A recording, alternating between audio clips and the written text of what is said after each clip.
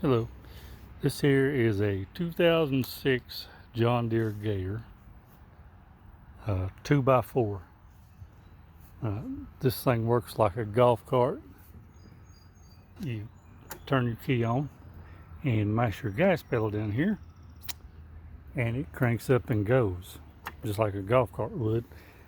And I got this one, it come to me, it wouldn't do that. It wouldn't crank when you mash your gas pedal. And right here at your gas pedal is a switch right here. That's what makes it crank. Now I checked that switch, it worked. You can mash the gas pedal and let that switch come off and crank it with a key, but it wouldn't stay running. And when I was checking it out, over here under your battery compartment right here, there's 3 little relays right here.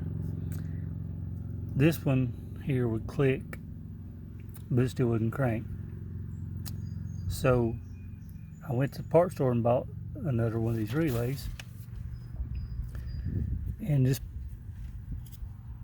plug this plug into it right here. This little plug right there, and lo and behold, it cranked right up. So that's a little $25 relay right there is what that is. You can get it at any parts store.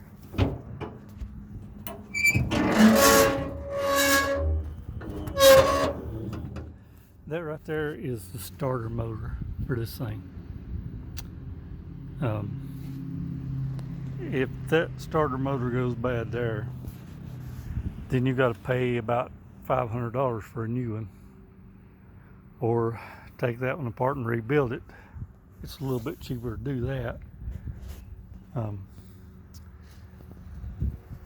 But that's all it was the $25 relay. Was afraid that it was the starter, but it ended up not being.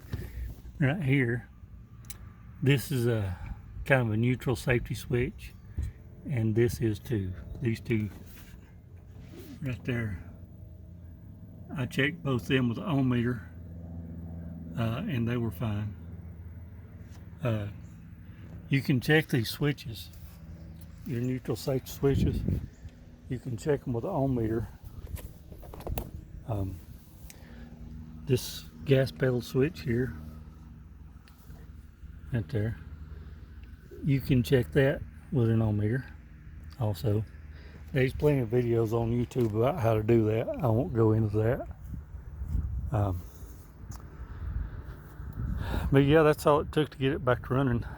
Like I said, better $25 for a relay, this little relay right here,